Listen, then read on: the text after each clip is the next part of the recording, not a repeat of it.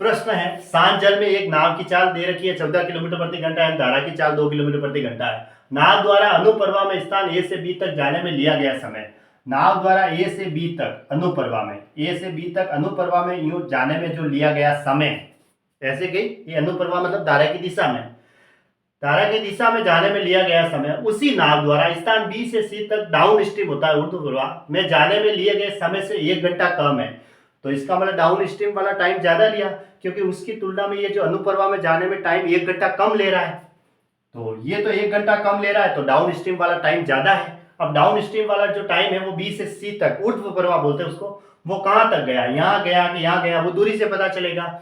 यदि ए से बी तक की दूरी, ये ए से बी तक की दूरी स्थान बी से सी की तक की दूरी से 4 किलोमीटर कम है, यानी बीसी से जो दूरी है ना उससे ये वाली दूरी कम है 4 किलोमीटर।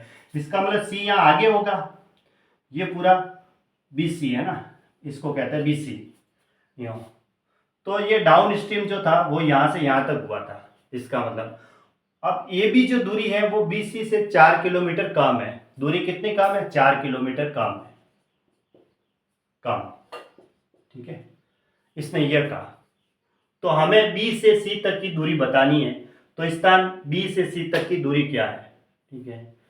तो अगर मैं बी से सी तक की दूरी x लूँ पूरी की पूरी, यहां से यहां तक ये x किलोमीटर लूँ, तो ये 4 कम है तो ये x माइनस 4 हुई, यही हुआ। अगर ये पूरी x ली तो ये x माइनस 4 हुई, क्योंकि ये वाली तो कम है तो इसका मतलब ये वाली ज्यादा है। और इसमें टाइम 1 घंटा कम लगा, क्योंकि डाउन स्ट्रीम में टाइम ज्यादा ही लगा होगा। वैसे भी ये यहाँ तक हुआ आया और डाउन स्ट्रीम था तो इसने कहा भी है।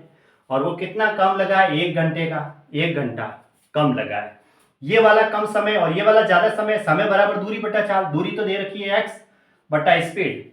अब डाउन स्ट्रीम होगा तो डाउन स्ट्रीम होगा तो नाव माइनस धारा होगा, नाव की चाल और धारा की चाल दे रखी है तो 14 माइनस 2 कर दो डायरेक्ट ऐसे, माइनस अब दूरी x माइनस 4 अप स्ट्रीम वाली बटा चाल होगा, तो अप स्ट्रीम में नाव प्लस धारा होगा, यानी कि 14 प्लस 2 कर दो ऐसे। नाव की चाल प्लस धारा की चाल क्या होती है, अप स्ट्रीम होता है, यूं अनुप्रवाह ऐसे। मतलब समय बराबर दूरी बटा चाल, दूरी बटा चाल, और ये 1 घंटे का डिफरेंस। अब इसको थोड़ा सॉल्व कर दो, x बटा 12 माइनस x बटा 4, x माइनस 4 बटा 16 बराबर 1।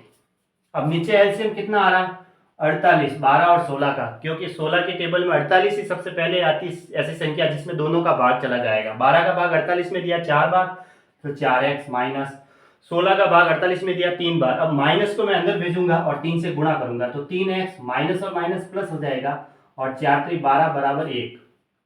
4x में से 3x गया x, और ये 48 उधर चला गया, फिर 48 में से 12 माइनस हुआ तो x बराबर कितना आया 36। तो 36 किलोमीटर क्या निकालना था हमें, बी से सी तक की दूरी हमने x ली थी, तो x क्या आया 36 किलोमीटर, ये इसका आंसर हो गया दूरी। ऑप्शन ए राइट है 36 किलोमीटर, ठीक है।